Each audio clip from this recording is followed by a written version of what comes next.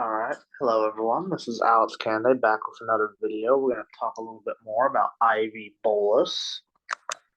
So now we're going to talk about multiple dosing factor and steady state factor, aka accrual. So what are multiple dosing factors? It's basically a factor that we use to multiply to get to from our initial dose of IV bolus to a different number dose. So say going from the first dose to the fifth dose, or the first dose to the eighth dose. So our multiple dosing factor is 1 minus e to negative nk tau over 1 minus e to the negative k tau. Again, we already know what k and tau are. Our n represents our number of doses. So again, if n was 2, we would use this factor to multiply from our first dose to our second dose. If n was 5, we would use it to multiply from our first dose to our fifth dose, and so on.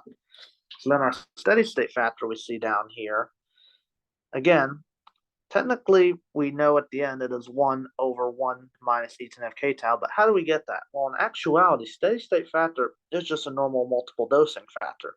But what happens is at steady state, we can basically make n a very large number because at steady state we've been given a dose enough time. So if n becomes a large number, overall we get 1 minus 0 once we plug n into the equation.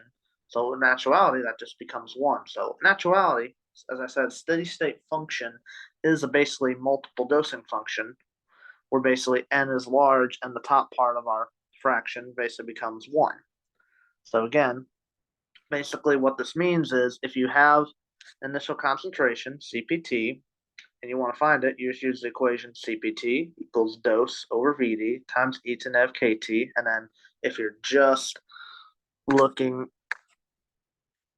at going from one dose to fifth dose or one dose, third dose, you can use your multiple dosing factor. And if you want to go from your initial dose to steady state, you can use your steady state factor.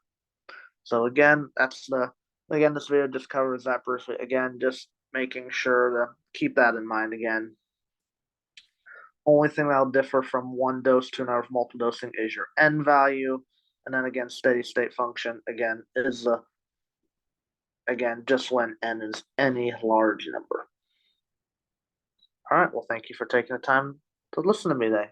Hope this is helpful.